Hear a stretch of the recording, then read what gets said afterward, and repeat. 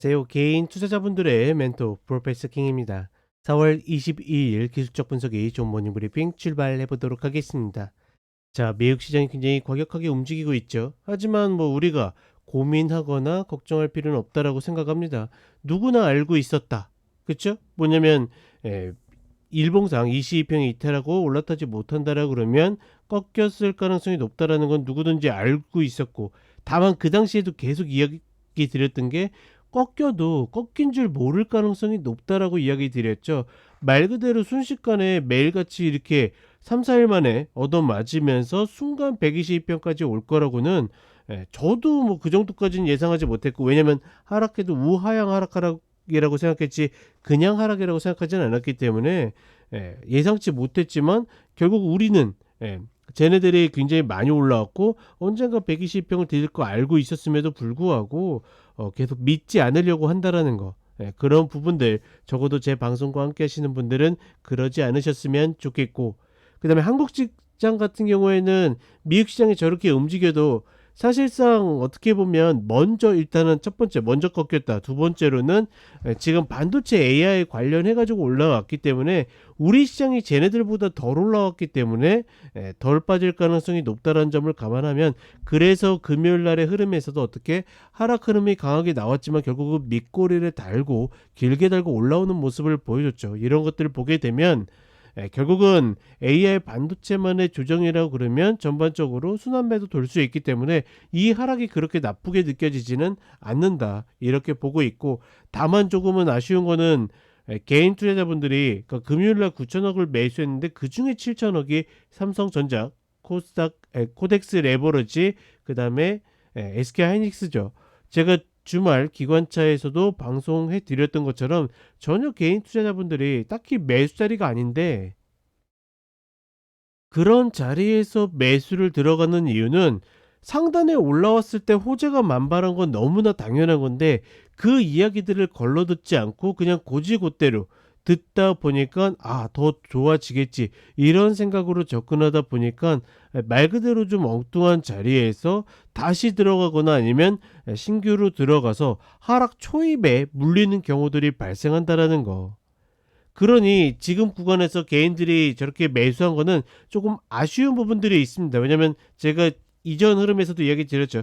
개인 투자분들이 매수로 잘 들어오지 않았기 때문에 리바운드가 강하다라고 해서 리바운드가 나왔기 때문에 어떻게 보면 조금 안타까운 일일 수도 있지만, 개인들이 그런 쪽으로 물려준다, 이쪽으로 물려준다라고 그러면 오히려 다른 쪽을 노리던 투자자분들은 다행으로 생각할 수도 있는 그런 흐름이 나올 수 있다. 따라서 지금 지수가 무서워서 조정이 무서워서 고민할 필요는 없다라고 생각합니다. 내가 갖고 있는 전략에 있다라 그러면 별 고민 없이 실행하시면 되겠고, 운없게 커지 나가면 어떻게 한다? 그냥 내주면 된다라는 거. 그렇기 때문에 지금은 무서워서의 인위적인 조정보다는 내가 피해야 할 종목만 명확하게 알고 있다라 그러면 전반적으로 시장 대응에는 큰 문제 없어 보인다, 이렇게 정리를 해드리도록 하겠습니다. 그러니 제 방송과 함께 하시는 분들 절대로 쫄지 마시라. 제가 미국 시장 이야기 드리면서 가장 무서운 거는 뭐다? 전쟁도 금리도 아닌 꺾인 수급이다라고 이야기 드렸죠. 수급의 구조가 균형이 깨졌기 때문에, 즉 상승으로 이끌던 이 구조가 깨졌기 때문에 그 순간, 그러니까 그 밸런스가 깨진 순간부터 어떻게 계속 하락으로 쏟아지고 있기 때문에 사실 우리가 이것들을 함부로 예측한다라는 것은 큰 의미가 없다라고 보고 있고, 계속 강조해 드린 게 미국 시장에, 그러니까 전약 후강이든 전강 후강이든 계속 후반에 강한 모습을 보여주면서 끌고 올라왔는데, 최근엔 어떻게 합니까? 그거와 상관없이 후반에 계속 약한 모습들을 보여주고 있기 때문에 이런 모습들은 별로 좋지 않다. 지금 다우 같은 경우에는 22평과 일목 사이에 버티고 있고, 나스닥은 이제 거의 22평 닿는 모습이죠. S&P 500은 아직 22평을 남기고 있지만 얘네가 가장 정확하다고 했습니다. 제가 봤을 때는 글쎄요, 나스닥이 여기서 리바운드가 나와도 괜찮고, 저는 얘네 이탈했다 올라와도 상관없다라고 봅니다. 다만 얘네가 이탈을 한다라 그러면 S&P 500이 122평에 닿는 것이 우리가 계산하기 좋다라는 거 다시 한번 인지했으면 좋겠고, 말 그대로 필라델피아 반도체 지수도 똑같이 온다라는 것은 얘네가 더 슈팅을 했다라는 것뿐이지, 우리가 뭐가 잘못됐다라든가 뭐 이렇게 생각할 필요는 없다. 기본적으로 엔비디아만 봐도 설명드렸죠. 22평 이탈해서 저항 먹고 떨어지고 있는데 얘가 좋아 보여서 말 그대로 뭐 삼성전자를 산다, SK하이닉스를 산다, 그럴 이유 전혀 없다라고 보고 있고, 다른 종목들도 마찬가지다. 그리고 우리 시장으로 오게 되면 뭐 개파락은 나오겠죠. 근데 재밌는 거는 야간 선물의 움직임에 있어서는 그렇게 하락폭이 크진 않았습니다.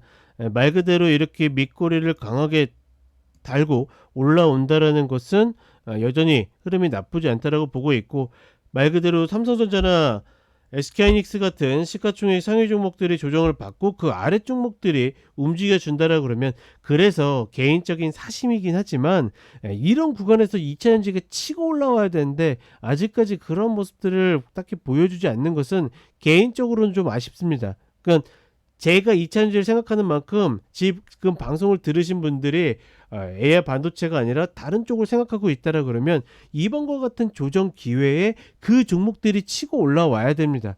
그래야지 살아날 수 있는, 혹은 시장의 주목을 받을 수 있는 그런 타이밍이라고 생각하시면 되겠고, 너무 재밌죠. 이 맛에 기술적 분석하는 겁니다. 2782는 올라가지 못할 것이다. 수급 구조상 그러기 어렵다. 그리고 다시 2607 올 것이다.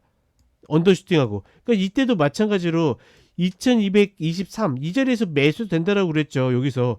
근데 어떻게 합니까? 시장은 저렇게 한 번 더 누르고서 극한으로 몰아붙이고 올라오는 것처럼 지금도 제가 봤을 때는 단기적으로 그런 흐름이다. 다만 여기에 올라가기는 만만치 않을 것이고, 다시 어디 맞고 떨어지는가가 관건이고, 단기 매매자들은 하락 파동으로 바뀐 가운데서 리바운드를 노리는 거지, 여기서 딛고 N자형 파동으로 저 위에 돌파를 보고 매수하는 개념은 아니다. 다시 한번 이야기를 해드리겠고, 코스닥 같은 경우에 코스피보다 더 매수하기 낫다라는 의견 여전히 똑같다라고 보고 있고, 다만 위치상으로 비슷하긴 한데 여전히 코스피는 프로그램 비차익 매수 외국인들이 남아있기 때문에 지금 조정받는 애들, 그러니까 뭐 예를 들어 저 PBR죠. 얘네들은 또다시 움직일 가능성이 높아요. 근데 개인 투자자분들이 들어갈 수 있는 종목들은 흔치 않기 때문에 저는 여전히 코스닥을 노리는 것이 좀 더 정석적이다, 이렇게 이야기를 드리고 싶습니다.